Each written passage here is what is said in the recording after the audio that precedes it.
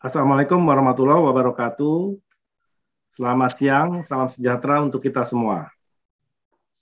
Para Sobat RM dimanapun Anda berada,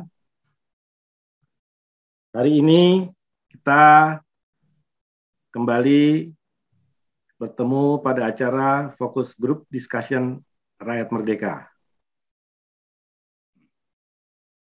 Tamu kita,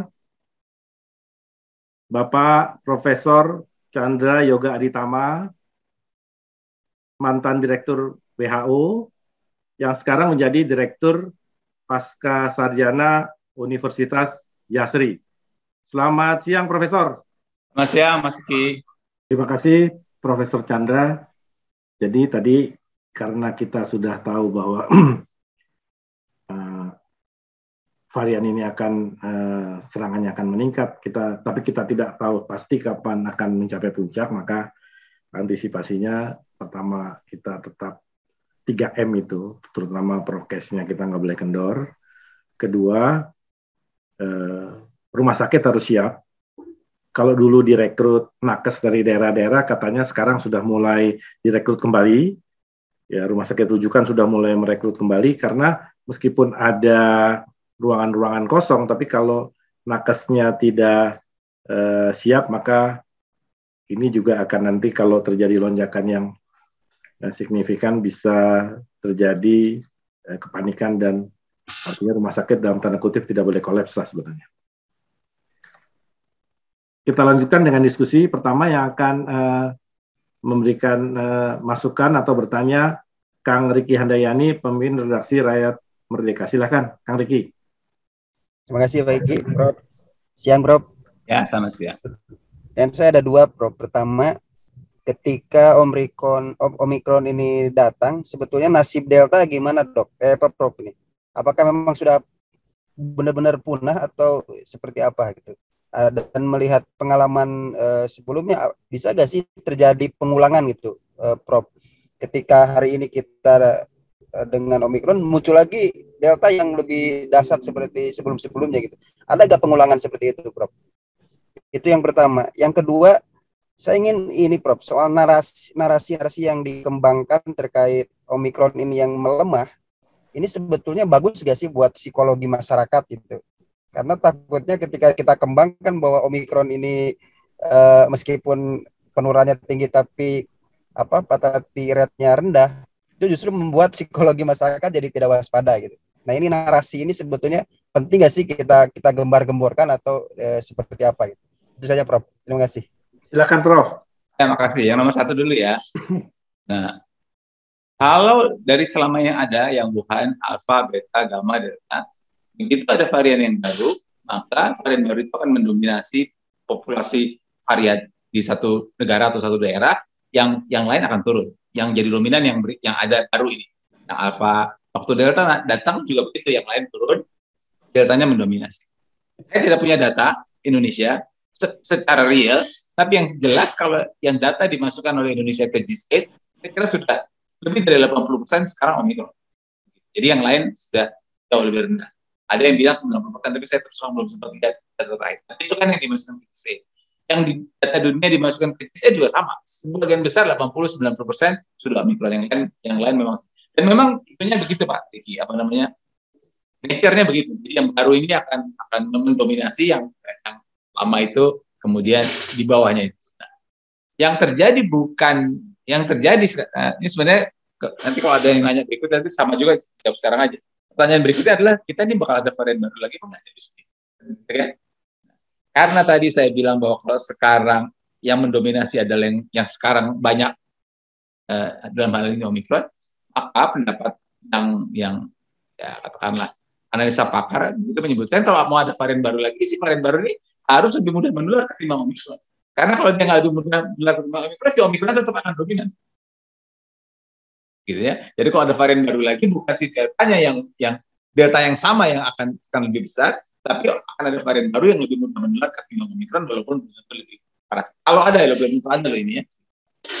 Sebelum saya berkepanjangan, kenapa si Omikron ini dikhawatirkan dan berubah dari VOC menjadi VOC itu cepat? Karena dia punya dua, pertama variannya banyak. Banyak itu terdiri dari dua. sebagian itu sama dengan yang ada di alfa. Saya lupa, beta gamma, pokoknya yang jelas sebagian yang ada di delta ada juga di omikron.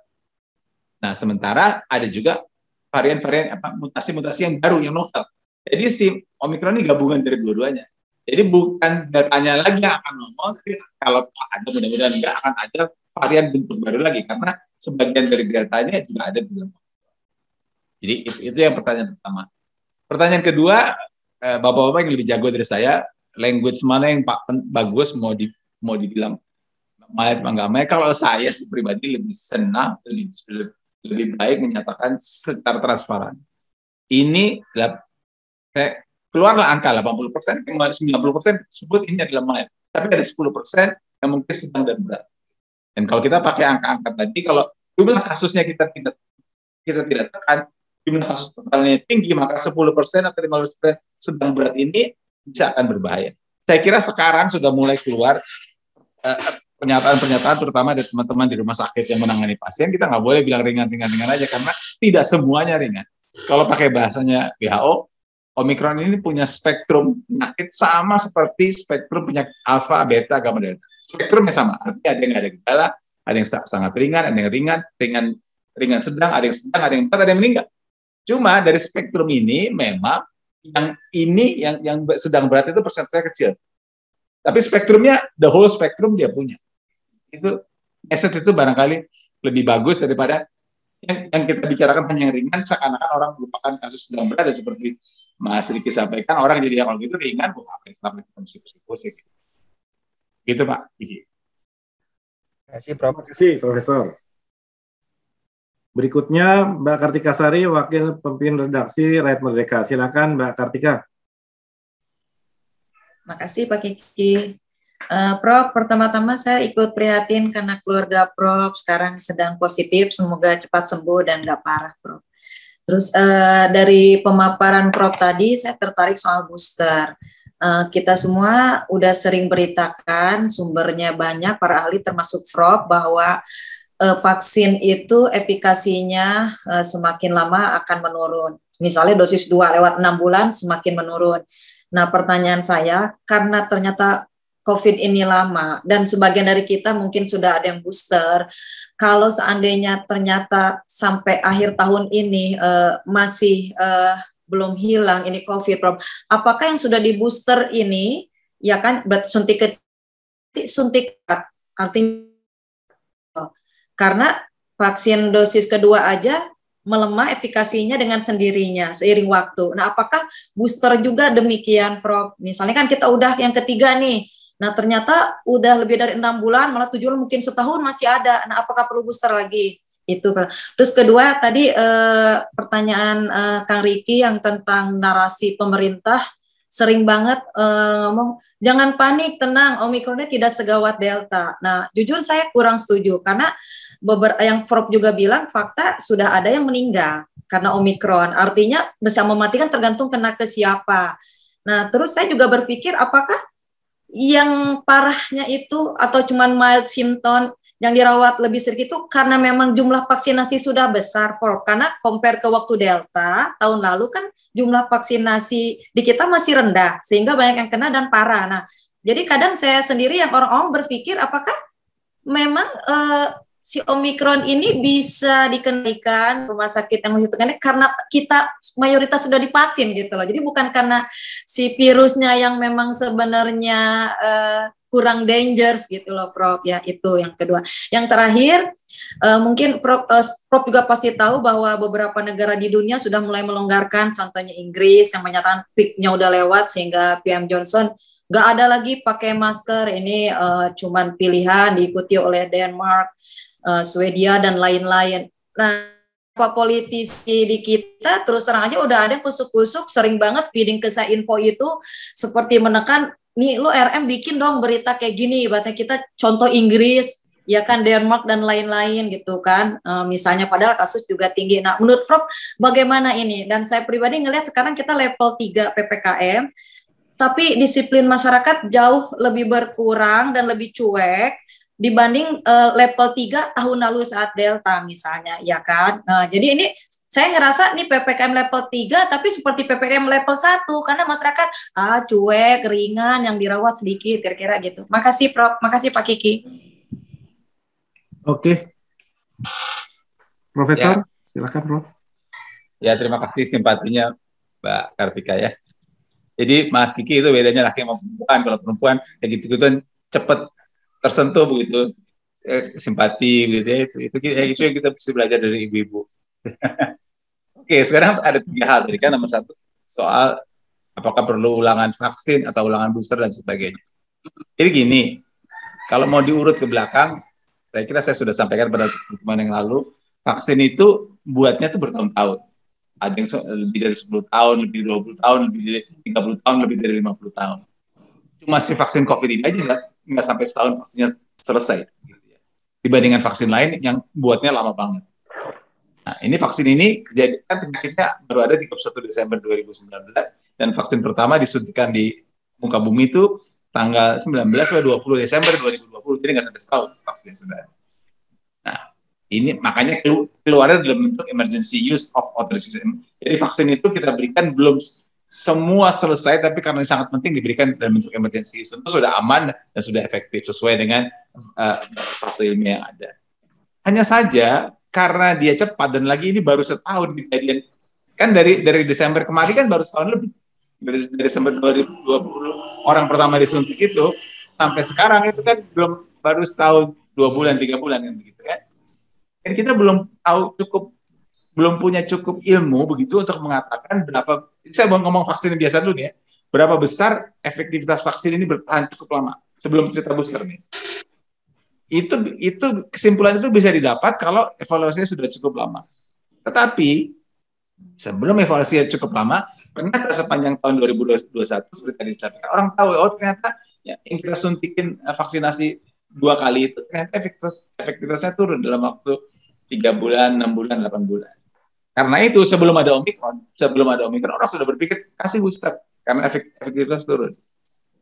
Nah, akhirnya diberikanlah booster di banyak negara termasuk di Indonesia untuk wartawan, untuk petugas kesehatan sekitar bulan Juli Agustus yang lalu. Belum ada Omikron tuh. Efektivitas turun. Tentu saja kita belum tahu pasti si booster ini tahan berapa lama nanti karena baru terjadi 6 bulan yang lalu vaksinasi booster ini. Jadi kita belum tahu vaksinasi primer itu berapa lama bertahan. Kita ulang apa enggak, kita belum tahu booster harus ulang apa enggak. Yang ketiga, selain penurunan efikasi gara-gara waktu, ternyata ada si Omikron yang membuat efikasi itu turun juga. Efikasi vaksin itu turun juga.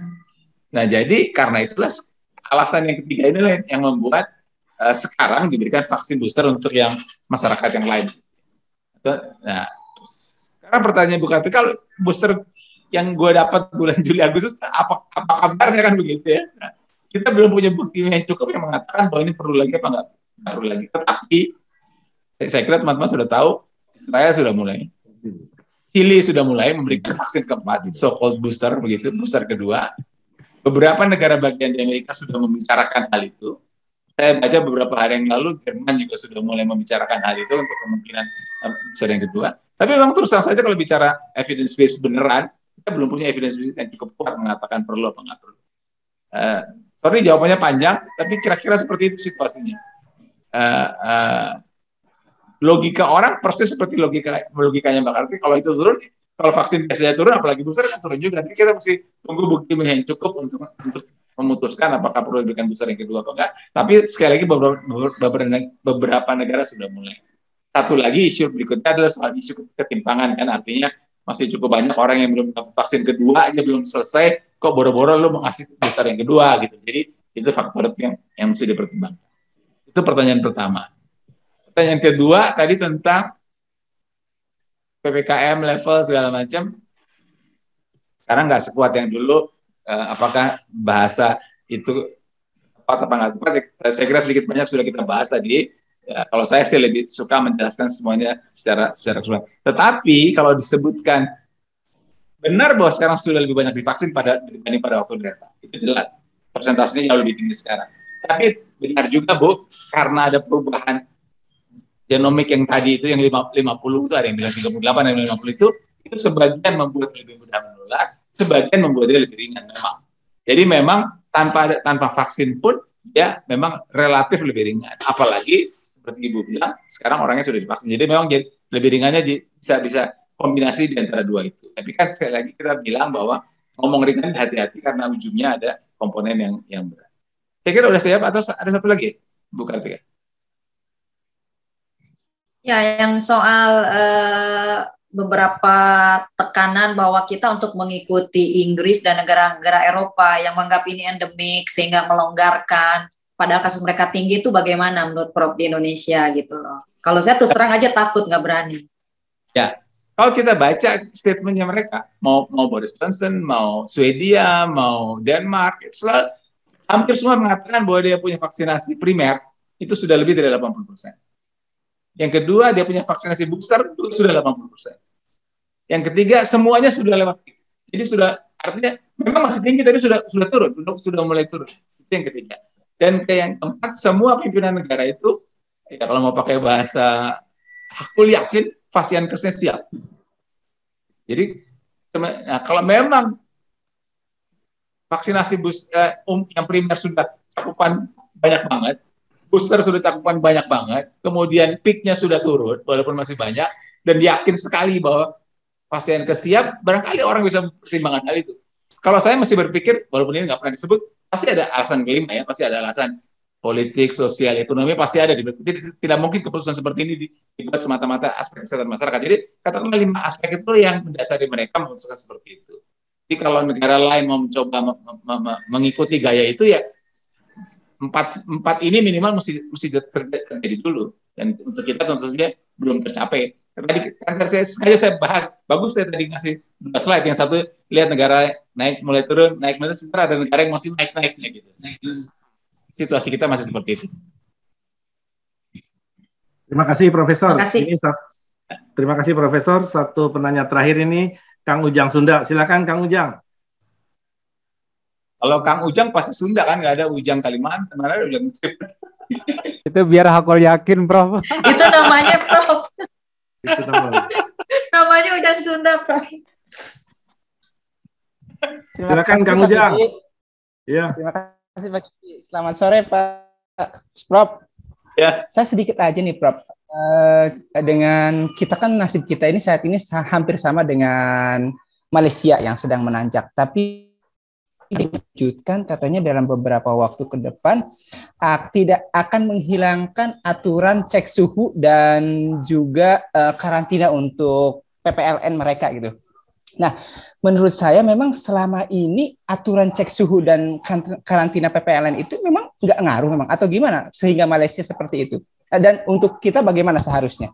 Demikian Prof. Terima kasih. Silakan Prof. Sudah sedikit banyak dibicarakan, pada waktu awal-awal Omikron sebagian kasus adalah PPLN. Tetapi kemudian kan persentasenya kalau diikuti hari per hari, saya nggak hafal, tapi kalau diikuti hari per hari, PPLN sementara yang transmisi lokal gede-gede. Saya tidak tahu perbandingannya sekarang. Tapi kalau saya karena tadi ngomong aku yakin proporsi terbesar adalah yang transmisi lokal. Jadi memang konsentrasi kita harusnya lebih ke transmisi lokal. Walaupun si PPLN tetap harus diatasi. Makanya tadi dari 5 poin yang saya usulkan, nomor 4 tetap dijaga. Gitu ya. Tapi yang transmisi lokal jelas artinya dalam negeri harus jadi yang utama. Gitu. Kalau saya sih memberikan jawaban seperti itu, jadi perhatian utama pada yang lokal. Untuk yang orang dari luar negeri, kalau saya mesti tetap diperhatikan, walaupun perhatiannya mungkin tidak sekuat seperti yang pada waktu itu. Tapi kalau masuk datang dengan PCR negatif, kalau saya sih masih menganggap itu perlu, dan juga dengan orang yang sudah divaksin. Jadi nggak bebas banget, sebebas-bebas. Terima kasih Profesor. Jadi penjelasannya ini mencerahkan kita semua, terutama bagaimana mengantisipasi puncak Omikron yang bukan hanya harus dilakukan oleh pemerintah, tapi kita semua.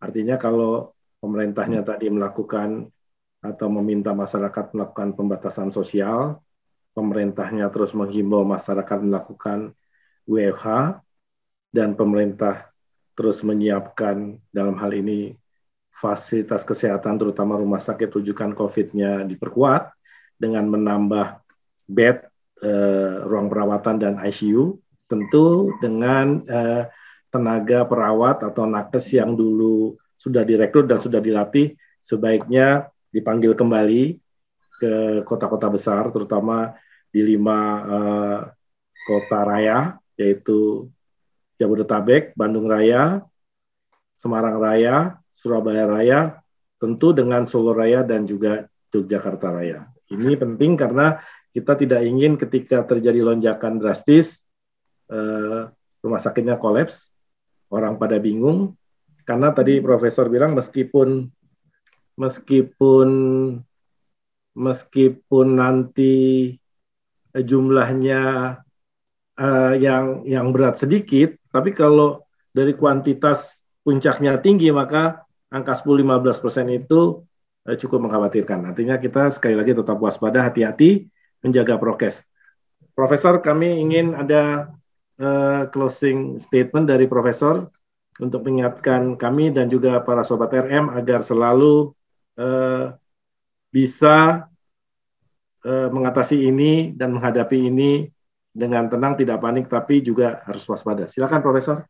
Ya, nomor satu, saya sangat sepakat dengan kalimat untuk mengatakan tidak panik. Walaupun saya bilang jumlah kasus meningkat, tapi panik itu tidak ada gunanya. Karena panik itu hanya membuat orang heboh, hanya membuat stres, dan tidak menyelesaikan masalah sama sekali. Jadi panik tidak perlu. Itu nomor satu.